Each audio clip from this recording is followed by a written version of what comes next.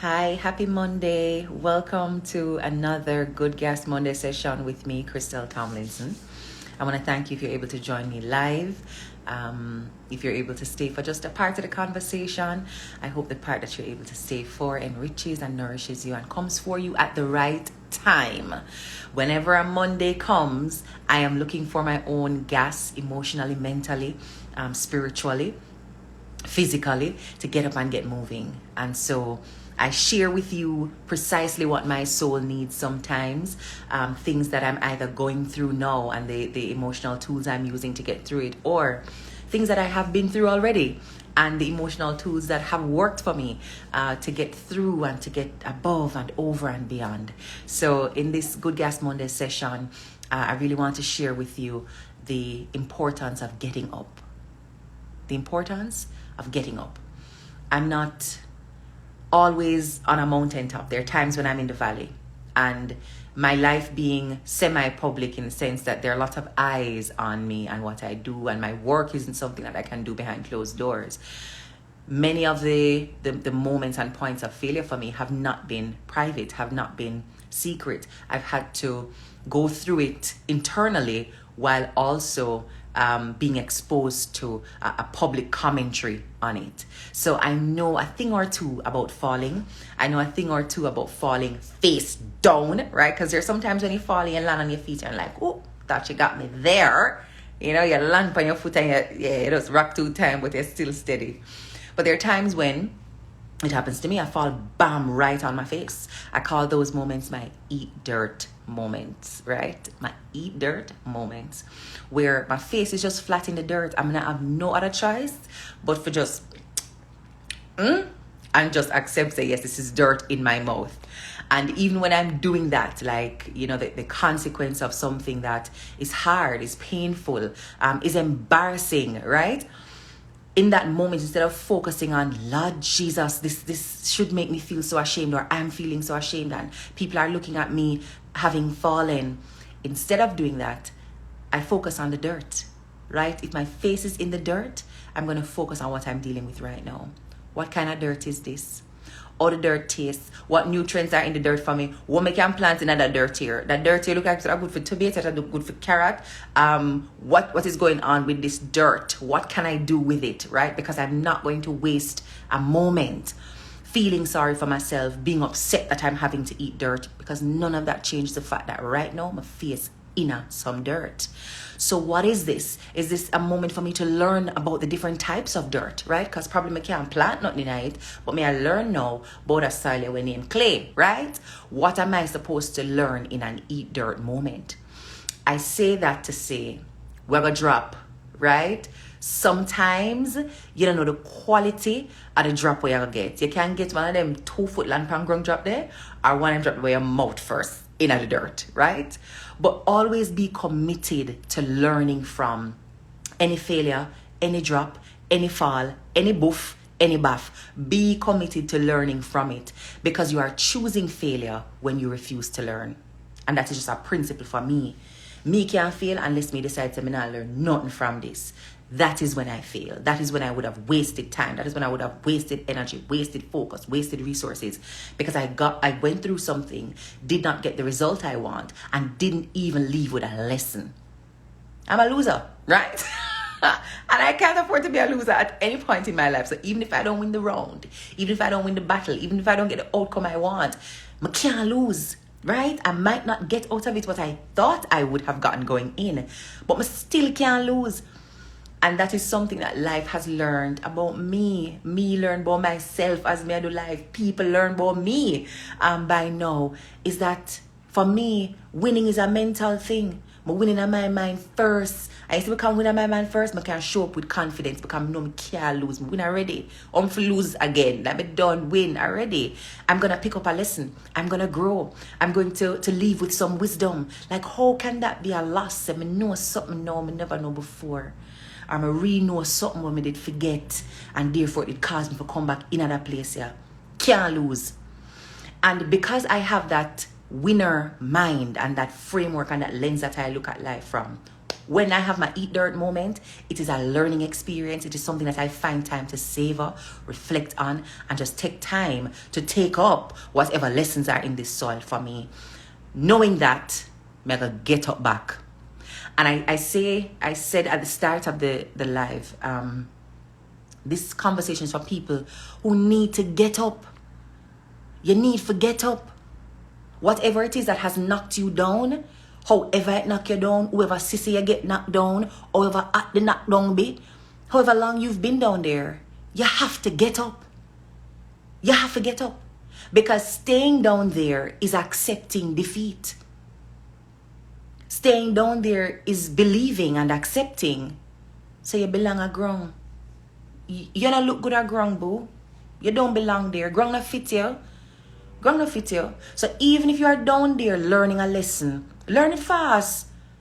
Learn it fast. I'm going to try to build up a little mud hut down there. Dirt not fit you. You don't look good at ground.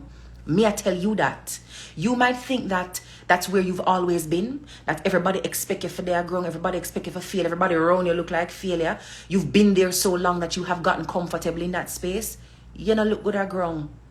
You are not meant to stay down. So even if you are on the ground now, just know say, and I just say you for stay. I never just say you did for day. And if you are there now to learn a lesson, pick up the lesson and get up. Pick up the lesson and get up, because that is not your place. That is not your destiny and your destination. It's just, that's not for you. Grung no look good pan you. You no look good pan grung. Take up what you're supposed to take up from that experience and get up. Me don't like see people pan grung. Me no like see it. And grung for me is a metaphorical thing. Low in self-confidence. Me no like see when you're there grung emotionally. Me want you get up. I'm going to tell you everything what you need for here for you get up. Me no like see people that pan grung financially. Me no have, and I mean name dollar financial, right? Me can identify $1 billion in funding for you for you come out of your financial hardship. But again, every resource that I have available to me to help you get up off of the ground, you gotta have that. Once me can share it with you, you gotta have it. Because me no like the people pan ground. People who have made mistakes, taken risks on themselves and their ideas, and drop, right? Lose money, lose time, lose relationships, lose entire businesses. Hey, if I even a conversation I can have with you, if it's even this live that I can do for you, if it's even a post with a caption, I'm going to tell you something to help you get up, because me no like the people pan ground. Me no like it. Me no think people look good at ground. And whatever is in my power to do, I'm going to do it. And sometimes all me can do for you is tell you something to encourage you. I'm going to tell you, I'm not going to hold back the good things them out of your ears. I'm going to tell you, I'm going to encourage you. Me no like the people at ground. We just not look good down there. So anything I do down there, do it fast. But you have to get up. If this is you right now, and you're down at ground, life beat you bad, either through a financial decision or mistake that you have made, a business investment that has failed, a relationship that has failed, a risk you took on something that is not bringing the reward that you thought, your school work, right? The alien where if you get a B, a F and G, come at you, and you're there grown. Learn what you're supposed to learn, get what you're supposed to get, and get up, because that is not where you are meant to stay. Grown on a year thing. Grown on a year thing. So if you're face down in it right now, learn what you have to learn right now. Just humble yourself and accept it, because you can't learn before you are humble. If you don't think you know everything already and life now nothing else to teach you, then you're going to vex when you're there growing every time. But because I know that I can always learn something and me not done grow yet. When me drop, me don't even have time for vex. When me feel, me don't have time for vex. Because I know saying yes, I belong, it just means I may pause for learn a lesson. So I go earth and eat that dirt here, so I can learn to learn and get up. Get up. Get up. I see persons asking if I'm going to save it. Oh, absolutely. I share all my Good Gas Monday lives on YouTube. So you can actually go there right after this live and you'll be able to see it. And you can search all previous Good Gas Monday lives and you'll see it on YouTube. So don't worry yourself. You're not going to miss this one. Right. So the humility that must come as a prerequisite for learning. If you're not humble, you can't learn nothing. Sometimes life I try to teach you a thing and with ears hard. We tell ourselves that we follow our heart. the heart is telling us this, and our instinct is telling us, and there's just something in our gut that's telling us this. And if we're honest enough and we're doing the reflection daily, aligning our actions with the principles that we say we have, looking at our relationships in the context of those principles, looking at the business decisions we're making in the context of those principles, you'll realize that is not no gut and no heart and no instinct leading you there. You're actually making a mistake and getting yourself in trouble. You're compromising on a principle, and you don't want to pause to recognize that the principle don't line up with the action. And eventually you're going to end up at dirt.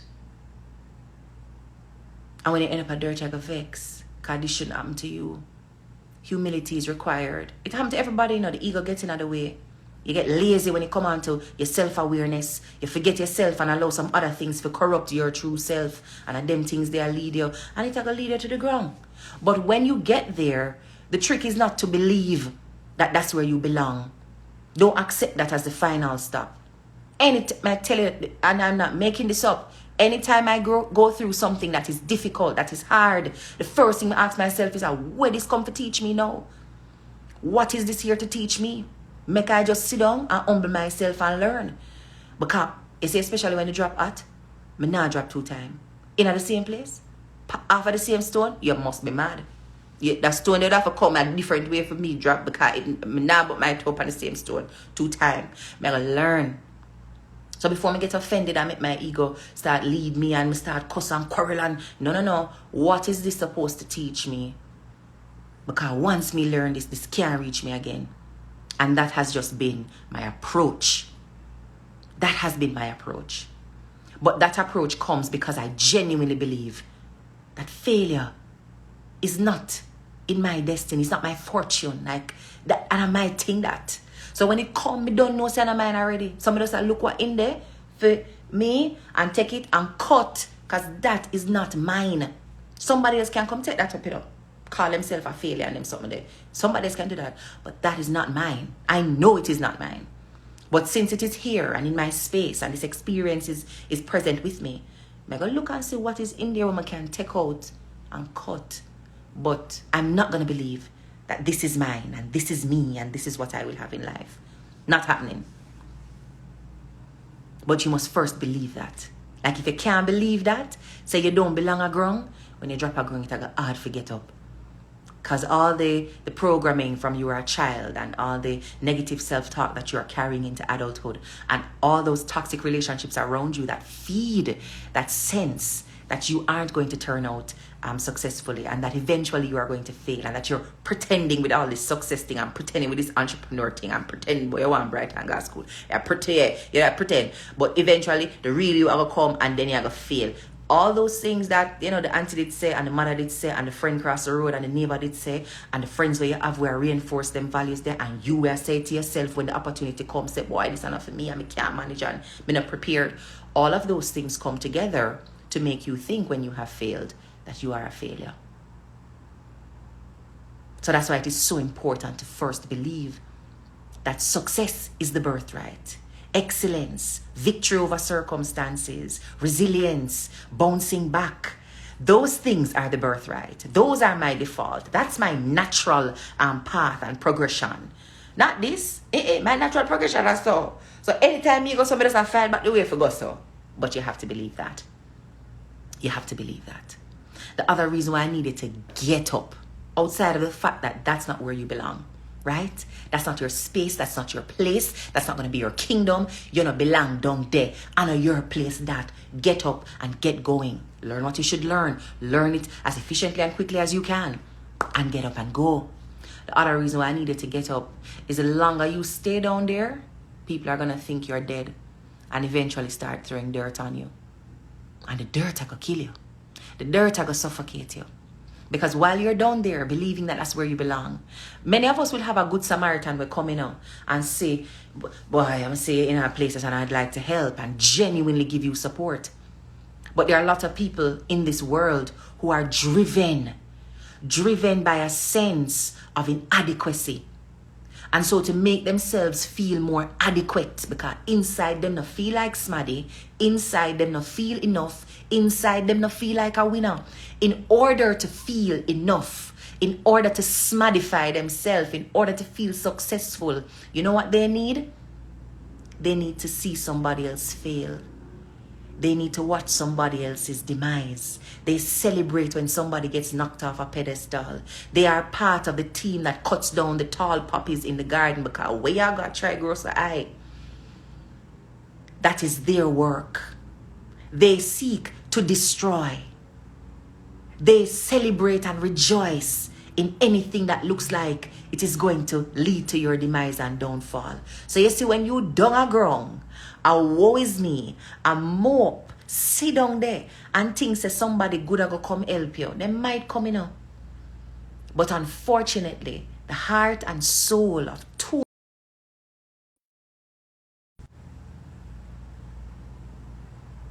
Hoping you guys are still hearing me. The heart and soul of too many people is to throw dirt on you when you drop a ground. Throw dirt on you. Bury you. Versus seeing if there's a way for them to help you. So you can't afford to stay down there. Because eventually, those grave diggers, those people who like to dig holes, yeah man, they might come with a shovel for throw more dirt on top of you. So while you try to find the strength to get up, is more weight, more heaviness on top of you with the things that they have to say, the things that they will do to sabotage you even if as you're trying to get up. And you there try to build up your strength and they might throw more things on you. You can't afford to stay down a ground too long because those grave diggers are coming that are for them life work. Wake up a morning time and come check to see if you're still down a ground. Right? Them not check for help. They might tell us, so come help you. But if them do help you, they might help you a long time. Them just want to make sure say you still there beneath them. Alright. Them still a lose, so that means that me a win. Alright. That's just how their heart is structured. It don't mean say one day the heart can't change, you know. Because the minute we decide to become aware of ourselves and recognize the shared humanity in all of us, there's no way we can rejoice with somebody being down. Because it's almost like I am down and I am happy that I am down. It just not feel right. They can't feel right. But for now, those who are like that, you can't leave yourself at their mercy. Can't leave yourself spread out a ground so for them come bury you. So if you are down there and you have given up down there and you're hoping that somebody's going to come and rescue you down there, I'm not telling you to give up hope because some of us need help to move. But you see, if your hand them not tie, foot them not tie, and breath still in your body, and you're still conscious and aware of your thoughts, and you can have a conversation and try a thing with something and fix up the resume and send off the email and put on a shirt and a pants and go knock on two door and ask some people to consider you for a job, as long as that is still in your power to do, you know, I get up that name. I get up that name. The get up I could probably start with you barefoot but walking. Don't think say you're gonna get up because you're not walking at the Clarks or you're not walking at the Tory Burch or the Bridget. You get up. You might be barefooted, but you get up. Right? So somehow we get up and going to look different. And many times we think we're still down a ground because the journey for us to the mountaintop, not as fast. Right? It'll take a little longer, but it doesn't mean that you're still down. So there has to be a level of gratitude too, even in the process. But get up. Get up and take whatever steps and actions you are able to take. Right? That's your job. That's the job that you have, to manage yourself, manage your energy, and take the action that is in your power to take. Your job that. Don't stay around and make them fling dirt upon you. Fling dirt upon your name. Fling dirt upon your work. Fling weight upon your back that is not yours to carry. Don't do that. The longer you stay down is the more people think you are dead. And the more people who will begin throwing dirt on you until you actually die. And there are people who die from that. If you ask people to describe what it feels like to be going deeper and deeper into depression, part of the analogy is about weight, feeling buried under the weight of something and not being able to come out. So there are very real consequences to staying down. And then down in a way that finds people pouring more on top of you, disparaging you, talking down to you, spreading rumors on you, telling lies on you, stealing from you, refusing to give you what is yours and what is your due. But you're down. You're not even able to get up, much less speak up for yourself. Right? And the fact that you can't even speak up for yourself, to hear those things happen, to hear those things being said, breaks the heart. It have very real consequences. Very, very real consequences. So staying down, for me, is too close to death. Staying down too long, too close to death. Grung, you know, look good at grung. I tell you that. You know, look good at grung.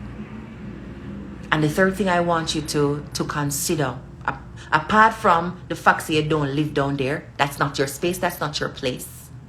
Understanding the consequence of being down there too long. What opportunities you lose, more will come, you know. But in a sense, you made the opportunity to walk past you and just tell yourself, you don't know when it's going to come. So if you have the capacity to get up, get moving, and start moving towards them, do it now before them start to bury you, to mark you off, to refuse the stone. And further dig that hole and suffocate what little energy, what little life is left in you. Hurry up and get up. Because what you don't want is to have to get up and also be shaking off dirt off of your back. Right?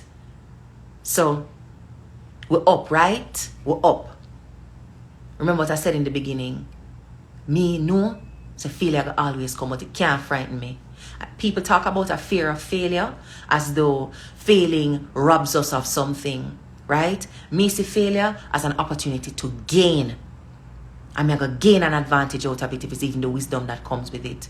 So failure can't frighten me. Failure can't frighten me. In my head, failure is here to fuel me. So it can't frighten me and cause me to stop. And that speaks to a sense of confidence. You have to believe in yourself. Because getting up, starting from scratch, building from rock bottom, sometimes are you alone. Sometimes are you two and them alone are going to do it.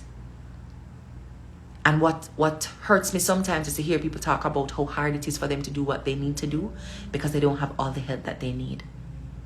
Nobody never have all the help that they need it.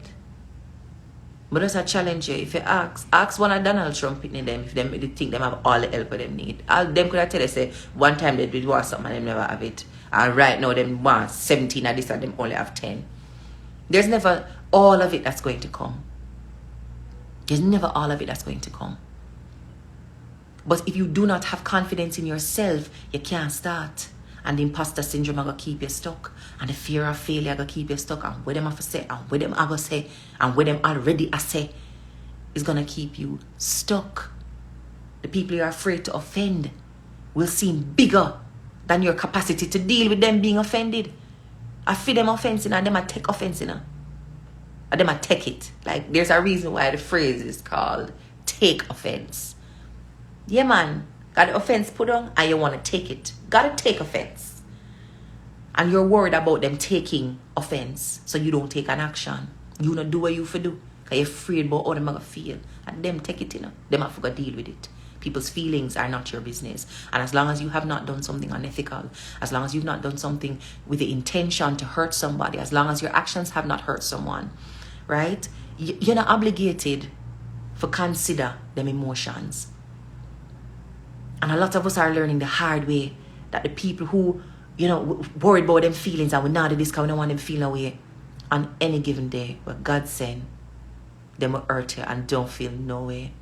Get up, drink them tea, eat them breakfast, belch, and say thank God and move right on. And you over there struggle and suffer. Yeah. Yeah. And you're very worried about hurting their feelings. Them not so responsible about how them are going to hurt you, But you are so committed to making sure that they are happy and they are comfortable and they feel good. You don't do what you're supposed to do. Listen me. Hey, Kemar. I have a podcast, Kemar. It's called Good Gas Mondays. I need to do some new episodes, though. I'm going to share the link after this live. But thank you. Good to see you, bro. Good to see you. But yeah. Confidence in yourself. Trust yourself to take some hard decisions. And just believe that those who are not ready to come with you now, eventually, God will open them eye and then them can come in. Or maybe them just not meant to be on this journey with you. And that is okay. Some new people that if you meet. Billions of people there on this earth. And you are worried about 3 people not gonna like you. Hey. Context is everything, you know. But first, you're going to need some confidence in yourself. Confidence that if you lose this relationship, you're not losing your life. If you lose this friendship, you're not losing your life. You're not losing, you're not dead. And this need to correlate criticism to actual death. Failure to actual death. Loneliness and not having the support and the cheerleaders behind you as actual death. That's what your brain is doing, you know. It's conflating social rejection with actual death. It is a very extreme correlation. It is a primitive correlation because of the part of the brain that it's happening in your amygdala. They call it the mammalian brain. Like when they did say, we did a monkey, and where did that come from? Out of the sea with amphibian, and then we just take time grow on. Yeah, that little small brain there where we never know enough things. We never have no higher order thinking, and we never have no critical thinking skills, and we never have no prefrontal cortex for help we work out some hard maths. And so all we work off is assumption. Anything will look unfamiliar, it'll go kill me, me go run. That's the brain that is causing you to feel that if you are not friends with this person, if this person don't agree with you, if this person don't like you, if this person don't support you, if they say something hurt that person your feelings, you're dead. That's what's stoking that fear in your belly. If you can't speak up for yourself and say, no, I don't want that, that's below my standard, and if I that alone you offer me, I can't go on. Whether it's a paycheck or a relationship, if I that you offer me, go on with it. Yeah, it's a fear that somehow you're going to die if that door is closed or that person's back is turned. Don't make the little caveman part of the brain left back in your head. Don't make it rule you. It have to stop ruling you. And it means developing confidence in yourself, your competence and your ability. So when the situation wants, I make you think, say, all right, no, confidence in myself. I am capable and I'm bigger than this situation. I'm bigger than this situation. This situation can't be bigger than me. Situation not no brain. Situation not no intelligence. Situation not no strategic thinking skills. And me have that. I'm going to use that to overcome that situation, yeah. You have to just remember who you are and what skills you already come to the table with. You see, when you have confidence, Marcus Garvey tell you, you know, I think if we want to really liberate this generation, liberate this country, we'll talk about saving Jamaica, it comes back down to where you teach people about themselves. And let us be frank, there's nothing in our curriculum that's teaching us anything about ourselves except your body parts. Yeah, nothing in there, we're teaching nothing about yourself and your power. So until we're ready to do that, there's no saving this country. There is no rescuing the nation. There is no changing and salvaging the generation and the psyche. Can't do that until you teach people about themselves.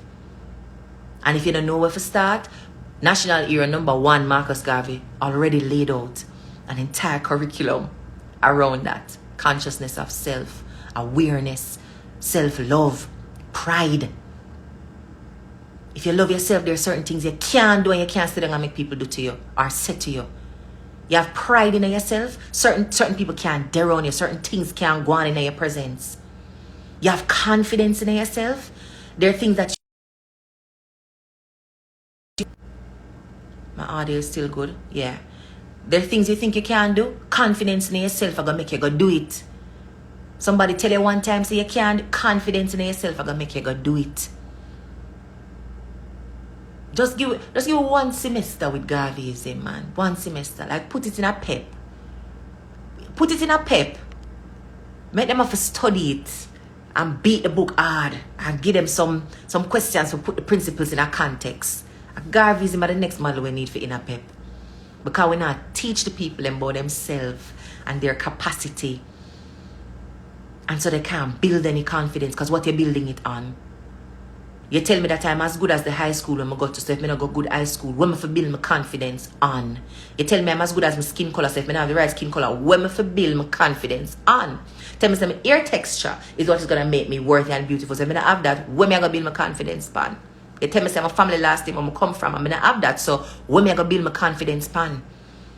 We help them to build confidence on literal sand. Sand. Versus building that inner capacity, that self-awareness, sharpening the skills of social awareness so you understand what going on and how to navigate that intelligently. We need to add that part there in the curriculum. Because too many of us as adults, don't have no confidence in ourselves. And so we set up shop around some people, around some place in some corner where we not belong.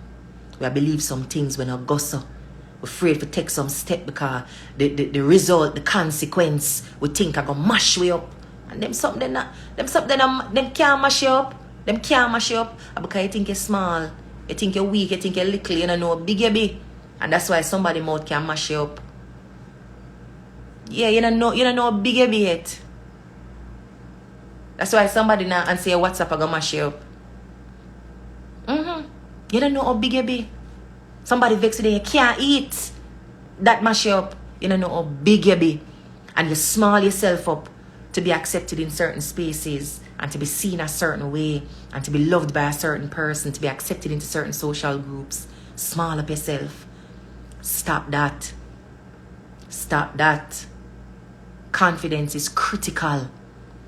If you want to do well, if you want to win, if you want to rebound from failure, if you want to get up off of the ground where you drop on, if you want to brush off yourself and keep moving, if you want to conquer that particular issue there, that person, that situation there, a confidence. You have to believe yourself to be bigger than the problem there. And stop make the problem frighten you. Because little. If you were to really understand your strength, you'd see how little that be. And that is my sermon for today. That is my sermon for today. Get up. You don't belong on ground.